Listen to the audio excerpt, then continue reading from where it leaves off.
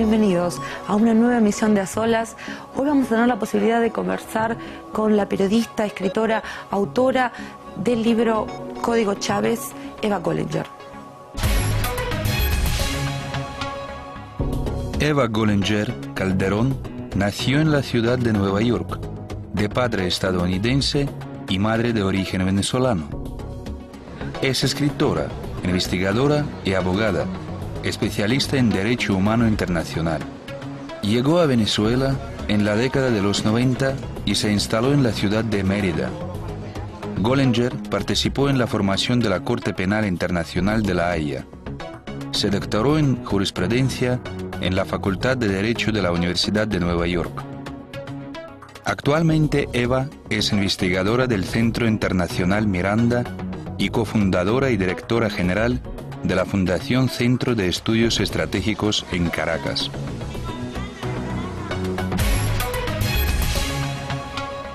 Eva, muy buenas tardes. Muchísimas gracias por estar hoy con nosotros en nuestro programa. Muchas gracias. Usted es la autora, entre otros, de El Código Chávez, libros en los que se estudia la vinculación de los Estados Unidos con intentos de derrocar a Hugo Chávez. Primero que nada, ¿qué fue lo que la hizo comenzar con esta investigación? Bueno, de punto de vista personal, yo me motivé a investigar lo que fue el papel de Washington en el golpe de Estado contra el presidente Chávez en el 2002. Inicialmente eso era como el tema principal de mi investigación. Siendo abogada de Estados Unidos, siendo también venezolana, sentí con una cierta obligación de por lo menos buscar la forma de luchar para alguna justicia, en este caso de un golpe del siglo XXI, el primero del siglo XXI, que obviamente tenía todo el patrón, el mismo guión de los golpes de Estado del siglo XX, que todos sabíamos, porque eso ya era de conocimiento público, habían sido dirigidos por Washington, por la CIA, por el Pentágono. Comencé esta investigación en el 2003, y al conseguir una cantidad pero increíble de documentos que yo misma, a través del uso de una ley en Estados Unidos, la Ley de Acceso a la Información, la FOIA, por su sigla en inglés, logré desclasificar mucho de ello muy censurado, pero aún con una evidencia del financiamiento a todos los sectores involucrados en el golpe, a través de agencias oficiales, la USAID, la NET, diferentes brazos financieros del Departamento de Estado, un papel de la CIA, de la Agencia Central de Inteligencia, directo en la planificación del golpe, incluso un documento 5 días antes del golpe de Estado, el 6 de abril de 2002, de la CIA, que era un documento top secret, ultra secreto, que aún muy censurado, pero dejaron unos párrafos en donde hablaban de todos los planes detallados del golpe, cómo iban a provocar violencia en una marcha de la oposición en ese momento, en aquel entonces, abril 2002, cómo iban a llevar preso al presidente Chávez, iban con francotiradores a asesinar gente y responsabilizar al presidente Chávez para justificar el golpe ante el mundo. Pues me di cuenta que había una agresión permanente, una injerencia constante,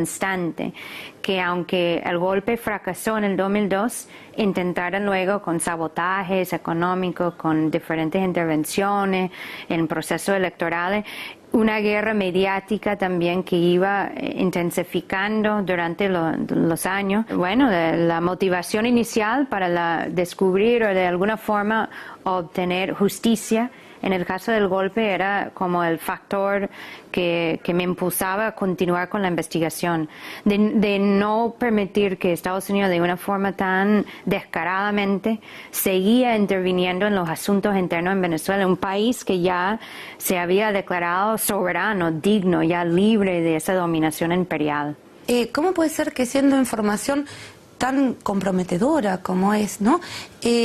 haya tenido, digamos, un libre acceso.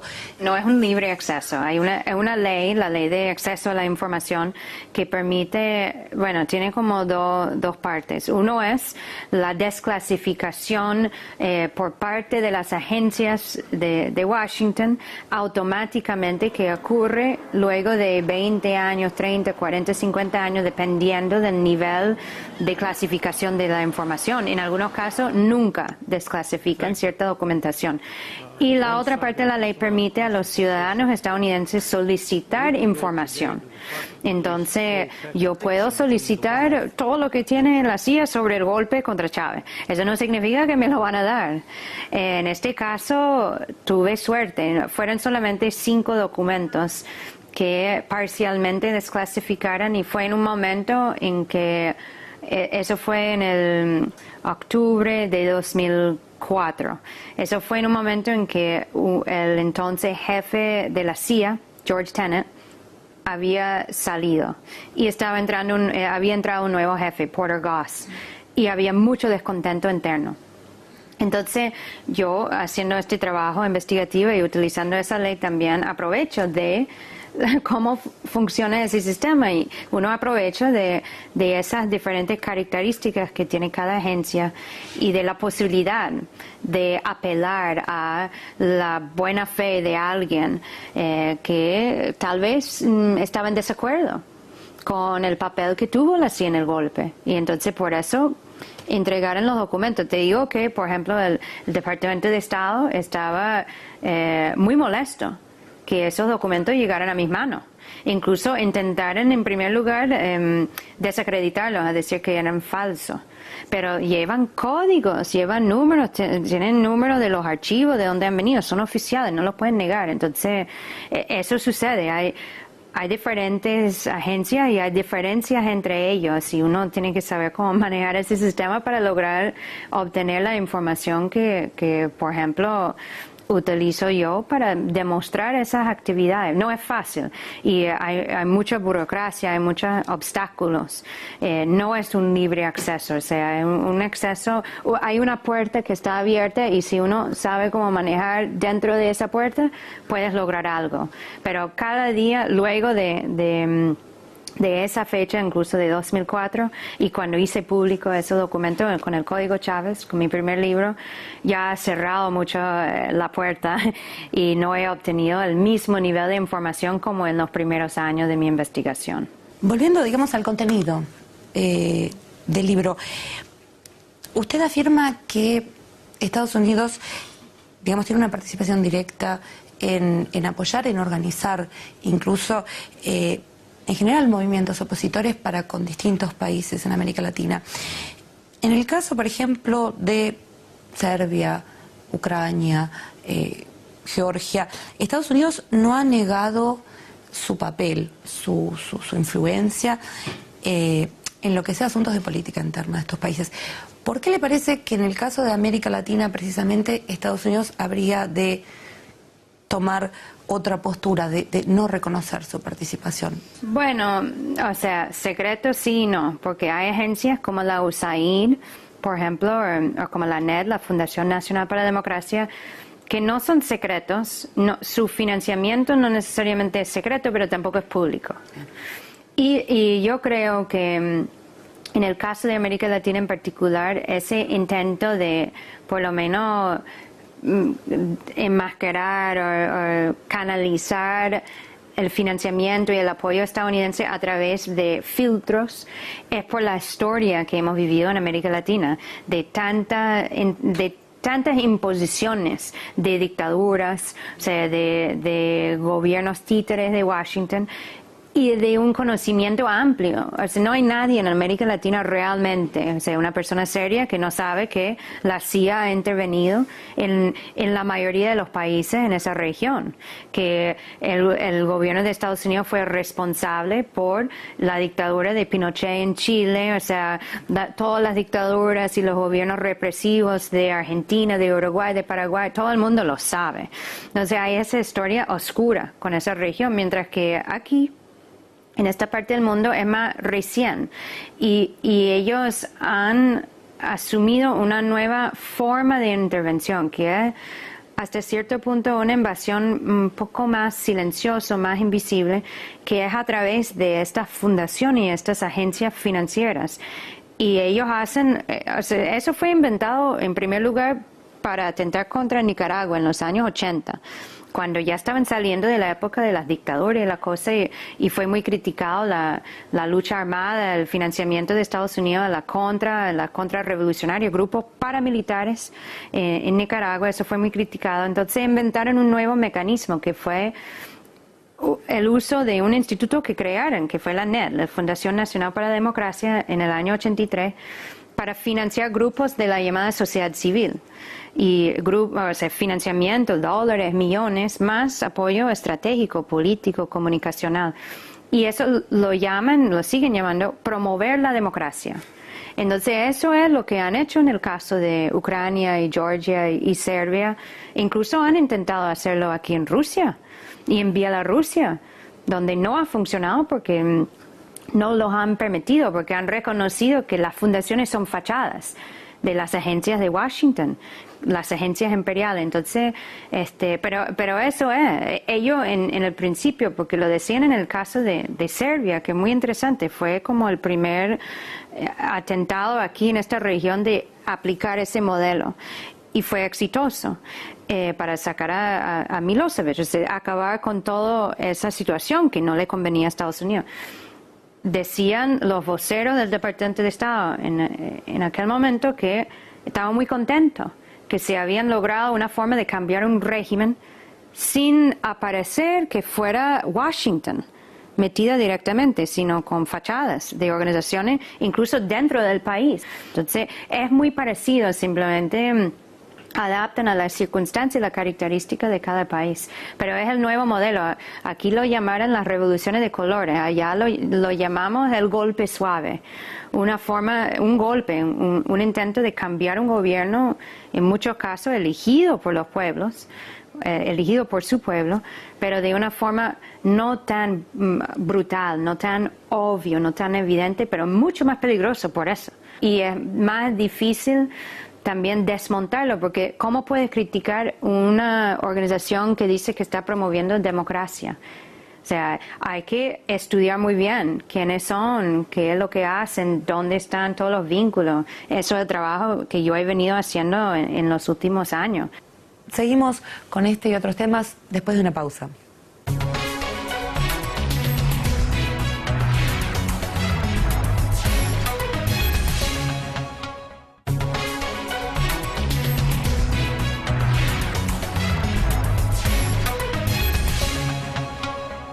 Seguimos ahora sí con nuestra invitada de hoy, Eva Collinger. Si tomamos en cuenta que este tipo de modelos se repiten, ¿no? Esas fueron sus palabras, que varias veces, digamos, se actúa en base a modelos similares. ¿Cuál es su opinión? ¿Se han usado sistemas, digamos, modelos, una vez más, de este tipo para con, por ejemplo, nuestro país? Lo que sea Rusia, lo que sea, Ucrania, otros países. Georgia, claro. Entonces, ¿qué países usted mencionaría como casos paralelos? Modelos, usos de modelos similares a los que ustedes estudian. Bueno, realmente estas agencias están activas casi en todos los países del mundo, menos los que no los permiten, como Cuba, como Irán. Yo sé que aquí han habido presencia de por lo menos dos de las agencias que trabajan con la NED y la USAID, que son agencias realmente oficiales del gobierno de Washington, pero tienen una fachada de ser organizaciones privadas, que son el Instituto Republicano Internacional, IRI, y el Instituto Demócrata Nacional, NDI. Y yo sé que ellos han venido, y la NED también, han venido financiando grupos aquí, no me acuerdo el nombre, pero asumieron un nombre muy parecido a lo que era la Otpor y Pora en Ucrania, los grupos esos que promovieron las revoluciones de colores. Y intentan, o sea, penetrar la sociedad civil. Yo sé que hubo casos aquí, incluso hace varios años, 2, 3, 4 años para atrás, en que fueron denunciados por el gobierno ruso, que ese grupo en particular, la IRI, la NDI, estaban realizando acciones de desestabilización interna, estaban fomentando alimentando conflictos internos y creo que fueran incluso expulsados del país. Pero tenemos los casos de Ucrania, Georgia, Kirguistán también, donde funcionó esta metodología. Vemos que ahora lo de Georgia, por ejemplo, y el gobierno impuesto, es ser un gobierno títere de Washington, o sea, realmente. Y ahí vemos cómo, eso fue en el 2003, lo de Georgia, y vemos cómo en los últimos años ha traído más y más conflictos, porque creo que el pueblo se ha dado cuenta que es un gobierno que no está al servicio de los intereses del país, que está al servicio de los intereses de Estados Unidos. Pero sí, hay que estar muy alerta frente a esta estrategia porque es muy efectiva cuando uno no detecta y denuncia de inmediato que están actuando estas agencias. No podemos dejar que ellos tampoco se esconden detrás de esa fachada, como Human Rights Watch y otras organizaciones que utilizan y emplean ese lenguaje que tanto se le atrae a la gente, ¿no? Y en realidad es una perversión total de lo que son realmente, lo que es la lucha por los derechos humanos. Ellos más bien luchan en contra de los derechos de los seres humanos. ¿Cuáles le parece que serían las posibilidades en ese caso para los países de América Latina, para otros países también, de poder realmente tener una postura soberana en cuanto a sus propias decisiones? ¿En qué se puede hacer para que dejen de pasar este tipo de cosas? Bueno, la unión y la consolidación de la integración en América Latina es nuestra principal defensa frente a la agresión imperial. Entonces, mientras que los procesos internos en cada país se vayan desarrollando y progresando, también tenemos que ir consolidando el nuevo modelo de política exterior que hemos creado, que estamos construyendo, que es la integración, o sea, una política exterior basada en la integración, la cooperación y la solidaridad. Y no solamente así de un intercambio comercial entre dos países, sino una integración real. Creamos canales de televisión conjuntos, Telesur, por ejemplo, un Banco del Sur, un Banco del Alba, o sea, mecanismos en donde además intercambiamos productos, no explotamos, no competimos. Venezuela, bueno, ahí tenemos muchísimo petróleo. Otros países no tienen el petróleo que tenemos. Otros países tienen otras cosas que no tenemos. Argentina, por ejemplo, tiene una tecnología agrícola que Venezuela necesita desarrollar su sistema agrícola, que fue abandonado por todos los gobiernos antes de Chávez. Y tiene la tierra fértil para hacerlo, pero no tenía la tecnología hasta entrar en esta clase de relación, de unión, de integración con países como Uruguay, como Argentina, incluso como Irán, la relación con Rusia. No es una relación solamente así de económica, de comprar armas o lo que sea que se compre, sino una relación fundamental en lo estratégico, en donde Rusia es un país que ha desarrollado, tanto como Irán, tanto como China, siendo todos víctimas de agresiones imperiales, han desarrollado sus propias tecnologías. Con Rusia, o sea, esa transferencia de tecnología, lo que va a ayudar a un país como Venezuela, rica en recursos, a desarrollarse. Un país tan rica en recursos estratégicos, la razón por la cual es un país subdesarrollado o en desarrollo, también como dicen, es porque países como Estados Unidos bloqueaban la transferencia de tecnología. Ellos, por supuesto, piensan que si nosotros no tenemos tecnología, tenemos recursos, somos dependientes de quienes tengan la tecnología. Pero si países como Rusia, como China, como Irán, Vietnam, que no son subordinados a la agenda imperial de Estados Unidos, tienen su propia tecnología, están dispuestas a entrar en una relación así más integral con los países de América Latina, vamos a cambiar por completo el balance del poder en el mundo. Es el camino que hay que tomar para parar esta gran crisis que ha entrado en nuestra humanidad. Ese camino, esa línea de cambios que usted ve, ¿están teniendo lugar ya? Sí, por supuesto. Ya tenemos el ALBA, la Alianza Bolivariana de las Américas. Está Venezuela, está Bolivia, Ecuador, Nicaragua, Honduras, hasta que fue derrotado, sacado en un golpe de Estado Manuel Zelaya. Entonces, son procesos primero de dignificación, en donde los pueblos oprimidos, reprimidos por estos poderes imperiales, están recuperando su propia identidad. Eso es fundamental. Y entonces sí, con el ALBA, la UNASUR, aunque los países suramericanos no compartimos toda la misma visión política ni social, igual es un primer paso. Hay un proceso que indudablemente está tomando lugar en América Latina, que es la expansión de la presencia militar de los Estados Unidos. ¿De qué forma le parece que este fenómeno está relacionado con el fenómeno de un nuevo camino de cambios en América Latina como conjunto? ¿De qué forma? Es la reacción de Estados Unidos frente a lo que es la liberación de América Latina, frente a los procesos de consolidación, de integración, de unión. Ellos buscan dividir, buscan cualquier manera de neutralizar esos cambios, de destruirlos. Y la expansión militarista es justo eso, una forma, por un lado, que representa una amenaza grave, real, de una intervención militar, del poder más fuerte, más potente del mundo en materia militar.